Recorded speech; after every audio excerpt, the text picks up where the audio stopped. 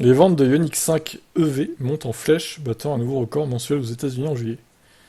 Alors moi je remarque juste que les Ioniq 5 et 6 ne marchent pas trop en France, hein, pour le coup. Ça reste confidentiel, je trouve. Par contre, aux États-Unis, elles ont l'air de bien marcher, bizarrement. Bon. Randy Parker, PDG de Hyundai Motor America, affirme que les ventes de voitures vertes ont considérablement augmenté depuis d'un mois à l'autre cette année. Parker a applaudi le programme de marketing et de concessionnaire du constructeur automobile pour le succès du mois dernier.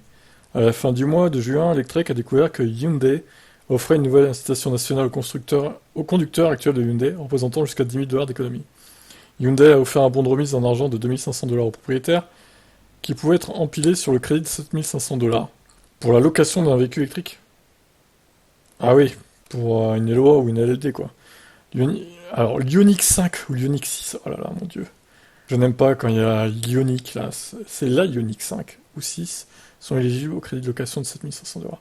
Peu de temps avant ça, Hyundai a envoyé une lettre au concessionnaire indiquant que plusieurs versions Ioniq 6, y compris les modèles standard et long range, seraient éligibles à une prime en espèces de 5 000 dollars pour les acheteurs. La version premium comprenait également une économie de 2 000 dollars. En juin, les deux véhicules électriques dédiés de Hyundai ont établi de nouvelles ventes mensuelles aux États-Unis. Hyundai a vendu 3136 Ioniq 5, plus 10% sur un an, et 1162 Ioniq 6, franchissant pour la première fois la barre des 1000. Bon, ça reste pas des chiffres mirobolants non plus, quoi, hein, on va pas se mentir. Surtout pour un pays aussi grand que les États-Unis. C'est un peu confidentiel quand même, hein. Après, bon, s'ils sont contents, tant mieux pour eux, hein. La tendance s'est poursuivie en juillet. Hyundai a annoncé que les ventes du Ioniq 5 avaient atteint 4135 en juillet, en hausse de 109% par rapport à l'année dernière. Pendant ce temps, les ventes de Ioniq 6 ont poursuivi leur tendance à la hausse, atteignant 1745.